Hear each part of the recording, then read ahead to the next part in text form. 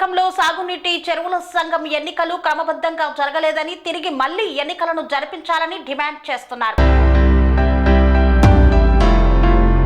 ఇటీవల గత కొద్ది రోజులకు ముందు కుప్పం నియోజకవర్గంలో సాగునీటి చెరువుల సంఘం కమిటీ ఎన్నికలు రాజ్యాంగబద్ధంగా జరగలేదని, కావున అధికారులు తిరిగి ఎన్నికలు నిర్వహించాలంటూ మండల పరిధిలోని పెద్ద బంగారునత్తం గ్రామస్తులు డిమాండ్ చేస్తున్నారు.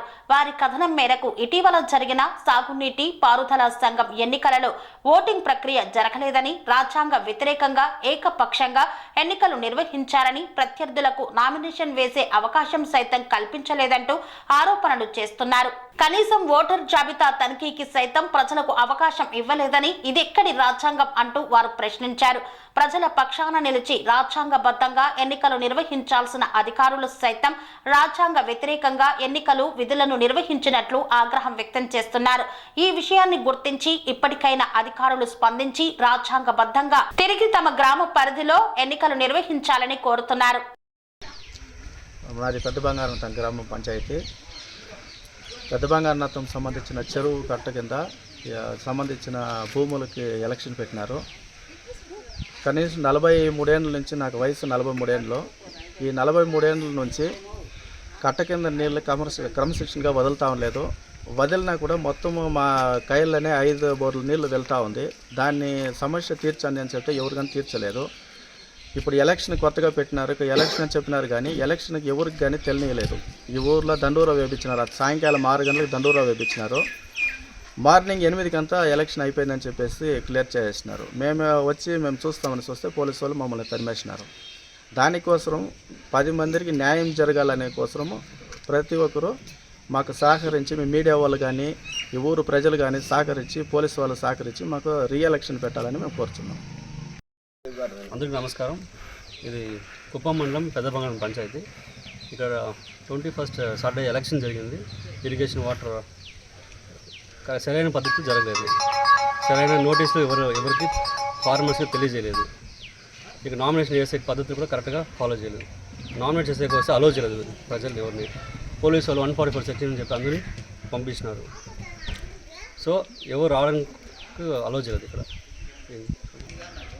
ఇక్కడ ఇష్టార్జంగా ఎలక్షన్ వాళ్ళు ఎన్నుకున్నారు. ప్రజలు ఎవరు మాత్రం ఓటు వేయలేదు. ఒక 30% ఓటు కూడా వేయకుండా దీన్ని ఎలాంటి ఎలక్షన్ ఓటు వేయకుండా దీన్ని ఎలా ఎలక్షన్ అంటారు దీన్ని ఫస్ట్ ఆఫ్ ఆల్. సో గవర్నమెంట్ని మేము రిక్వెస్ట్ చేసి బై ఎలక్షన్ కావాలని మేము రిక్వెస్ట్ చేస్తున్నాము. కలిసి ఫార్మర్స్ అంతా దగ్గర మళ్ళీ బై ఎలక్షన్ కావాలని రిక్వెస్ట్ చేస్తున్నాము. దానికి ప్రెస్ వాళ్ళు మేము కన్సల్ట్ అవుతున్నాం. ఆ రోజు ఎలక్షన్ జరిగేటప్పుడు నేను ఇక్కడ వచ్చినాను.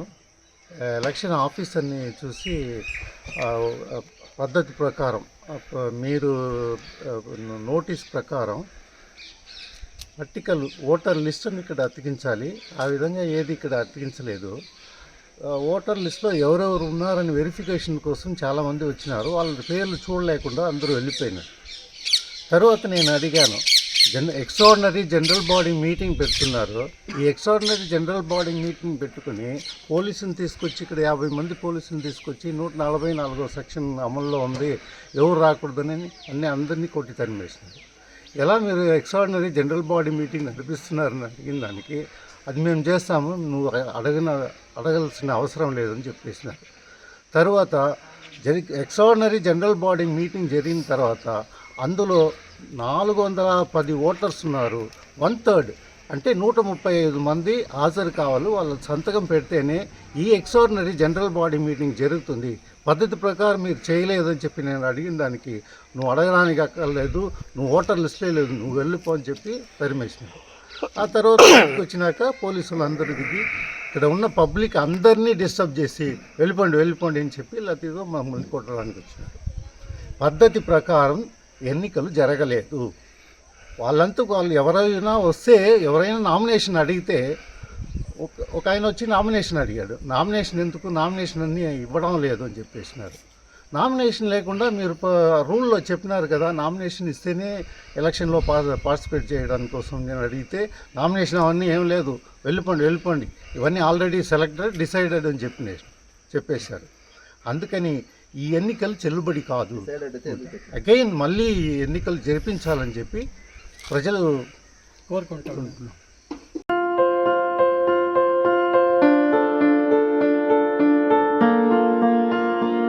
సంస్కృతి సంస్కృతి సంప్రదాయం, ప్రేమ, ఆప్యాయత, రాజసం ఉట్టిపడే వేడుకలకు అనువైన ప్రదేశం ఎంఎల్ఎన్ కన్వెన్షన్ హాల్. కని విని ఎరుగని రీతిలో జరిగే మీ ఇంటి కళ్యాణ వైభోగానికి అందమైన కళ్యాణ వేదిక MLN convention hall. MLN convention hall ప్రత్యేకతలు: సువిశాలమైన wedding halls, centralise AC, banquet hall మరియు విశాలమైన డైనింగ్ హాల్, వధువరుల కోసం ప్రత్యేక ఏసీ మరియు నాన్ ఏసీ గదులు, నక్షత్రాల వెలుగులో పచ్చని పచ్చికపై పార్టీల కోసం అనువైన గార్డెన్. ఎంఎల్ఎన్ కన్వెన్షన్ లో సీసీటీవీ పర్యవేక్షణతో పూర్తి భద్రత. ఎక్స్పీరియన్స్ అండ్ ప్రొఫెషనల్ వర్కర్స్ గల అన్నపూర్ణ గ్రూప్ వారి సేవలు. 2000 వాహనాలు పార్కు చేసేందుకు సువిశాల పార్కింగ్ సౌకర్యం.